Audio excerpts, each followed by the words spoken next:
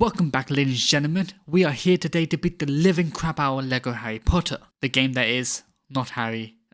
This isn't actually what this channel is about. So if you're looking for that, you might need to go. This is the first time I'm ever playing Lego Harry Potter. I did not touch this game as a kid because, Harry Potter wasn't my jam back then. But now I've seen the movies and I'm all for it. This is the first game we played that has Steam achievements. 36 in fact. So we perfected the hell out of this game. If you haven't seen Harry Potter, well basically a dude gaslights a child into thinking he is the chosen one when he actually has to be killed so the rest of the characters can have happy endings. It didn't end like that, but imagine if it did. Let's jump into the first movie. We begin with Dumbledore, McGonagall and Hagrid just casually abandoning a baby on a doorstep because, that's the best childcare system available in 1991. Flash forward and Harry's basically Cinderella with 99% less singing and 100% more abuse. Enter Hagrid, a half-giant home invader who breaks into a shack, commits property damage and casually tells Harry he's a wizard.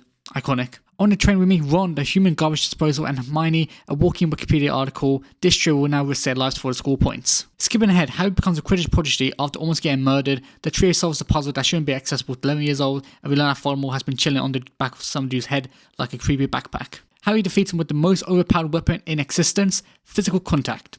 Who knew hygiene was Voldemort's true weakness? And after completing the first movie, we unlocked the junior achievement, which we got just for completing the movie.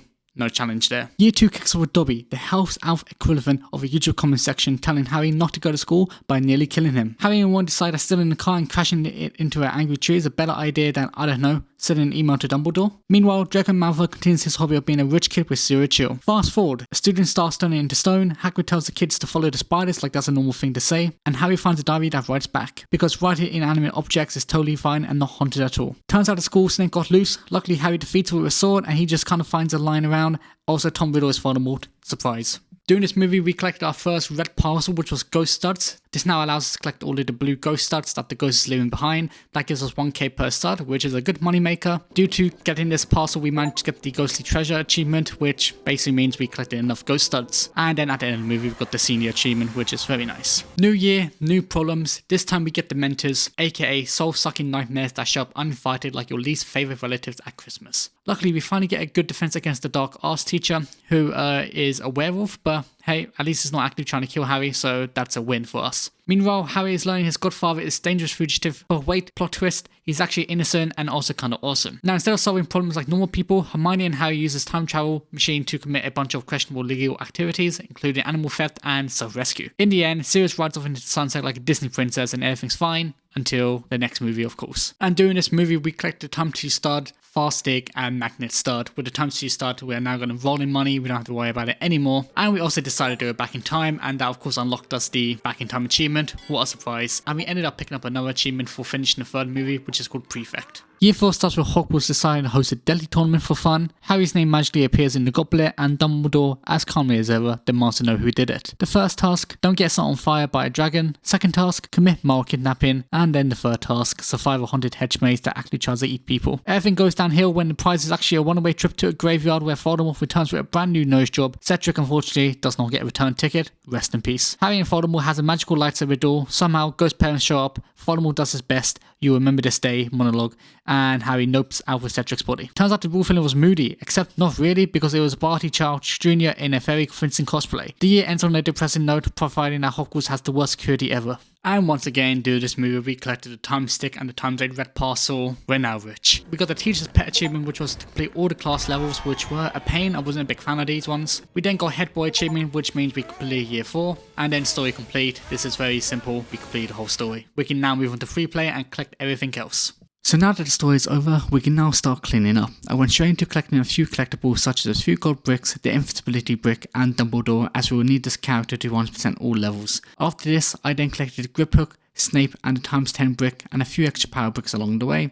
We are now ready to jump into the 100% journey for all of the Harry Potter levels. Just like how we played the story in order, we were now 100% all levels in order. While going through movie 1, level 1, we got the multiplier achievement, which meant we collected 10 million studs in one level. Thank you, stud multipliers. At the end of the 100% of the movie 1, we got the crest collector achievement, which meant we collected all house crests in year 1. Time to move on to year 2. Throughout year 2, we ended up hiding in a barrel as Snape. This led us to get the Solid Snape achievement, and then we collected all of the house crests once again and got the Crest Fanatic achievement. Roll on year 3, we ended up knocking over 10 characters using a rideable object which unlocked Watch Out. Later on, we finally got True Wizard in every single level, amazing achievement. And then, at the end of year 3, we collected all House Crests, unlocking Ultra Collector. Finally, year 4, just one achievement we unlocked here. We collected all of the house crests just like the last 3 years, unlocking the last crest achievement, the ultimate collector. Now that all of the story related achievements are done, we can now do all of the hub related achievements, and this is when it gets time consuming.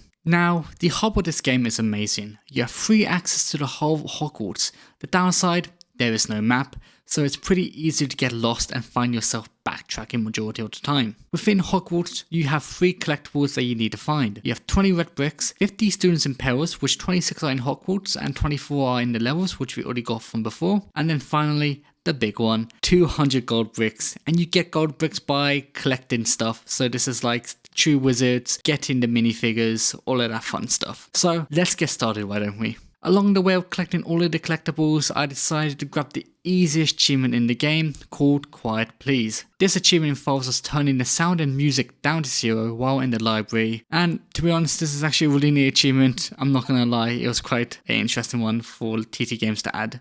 After that, I decided to start with collecting all of the red bricks because, you know, red bricks are amazing and it makes the Lego game so much easier, and doing so we unlocked the power up achievement. Then we moved on to the student rescue achievement. I had to go through the whole of Hogwarts to rescue all 26 students, which somehow got themselves in situations where muggles would have been instantly killed, but somehow this is very normal throughout Hogwarts. The last collectible on our list is the gold bricks. I managed to collect all of the gold bricks around Hogwarts and I had 10 remaining, and to unlock these last 10 bricks I had to play through the 10 bonus levels in the game. The bonus levels are located in Gringotts Bank and are in the style of a challenge puzzle game. These bonus levels weren't too bad, but it did feel very repetitive and got boring near the end. However, at the end we managed to get the 200 gold brick, and that unlocks the bonus levels is yours achievement. Now that we collected all of our collectibles, it is now safe to buy all of the minifigures. There are 4 achievements dedicated to unlocking minifigures, and these were Quidditch Team, Dark Wizards, Wonderful Weasleys, and Animagus. After unlocking all of the minifigures, we officially have 100%ed the game, which meant we then unlocked You're the Best achievement, which means we officially completed the game. What a success! It was such a fun game to play. However, even though we 100%ed the game, we still have some leftover achievements to get, so let's go get them. We started off with killing 20 spiders with Ron because, you know, Ron doesn't like spiders, so doing this unlocked us the unagophobic achievement. Then I got to play as one of my favourite characters in Harry Potter, Fang. We had to kill 20 enemies with Fang, and this then unlocked us the Good Dog achievement. Next achievement required us to complete all LEGO Builder tutorial levels, which I really didn't like. They weren't hard per se, but it didn't really fit into this game. I'm not too sure why TT added it. I'm glad they didn't include this in any other future games, but then this unlocked us the Building Blocks achievement. I purchased the Glacier spell and I froze 20 characters with this fun spell. This unlocked the Chilled Out achievement. Then I played as Casper the Ghost and I got to scare 20 students around Hogwarts. Doing so unlocked us Boo. Now, TT Games wanted to test our speedrunning skills, which, you know, I'm basically a professional at this point. I had to complete the Quidditch level within 5 minutes, which I did first try because, you know, I'm fast as hell. Upon the completion, it unlocked the Quidditch achievement. Now, if you ever doubted Muggles, don't. Muggles are still very OP in this game, and the game wants you to know that. So the game told me that I had to kill 10 enemies with a Muggle character, so I did. And guess what? Another achievement, Muggle Trouble, is now unlocked. Across the game, you'll find these annoying plants that can only be defeated with the power of light. I had to destroy 50 of these to unlock an achievement called Lumos Solum. Remember back in the first movie with the troll? Well, we had to return to that in free play while playing as Krill. With Krill, we had to defeat the mountain troll, which unlocked us the defeating the object achievement. Moving on, actually not moving on at all, we still need to use Krill. We need to defeat Krill in his boss fight while playing as Voldemort. We are slowly creating a paradox here, and the world might just impact very soon, but thankfully it didn't. Instead it goes a Krill Conjury achievement. Then finally, the final achievement. What could it be? Kill Harry's Voldemort. What else would it be? We had to go back to the graveyard where Voldemort originally lost to Harry, and we changed the timeline so Harry would die right there and then. This unlocked the role reversal achievement, meaning all achievements were now done and we have finally finished this long journey of perfecting this game. Now that the game is done, what are my thoughts on it and how did I find it? And to be perfectly honest, I think this is now my top 3 list of my most favourite LEGO games. Like I said at the beginning, I never played LEGO Harry Potter and I'm not a hardcore fan of the Harry Potter series, but this game is something amazing. It had so many cool gameplay mechanics, and my favourite was across the whole game was the range of spells that you use across the puzzles. It really provided a challenge, and to be fair, I really felt like I was playing an actual Harry Potter game rather than a LEGO game. This game has aged so well, and the remastered version has brought it back to life. Would I recommend this? 100% yes. And would I recommend for you to perfect it? Yes. It is a grind, especially with those gold bricks, but it is so worth it. The satisfaction I had in completing the game was amazing. I live streamed this whole journey via TikTok live, which I currently live stream my 100% in all LEGO TT game series. If you want to see me live upon this journey, please make sure to check out my TikTok. I'm sure you will love it. If not, please hit that subscribe button on here and keep your eye out for the next 100% game, which is going to be LEGO Star Wars The Clone Wars.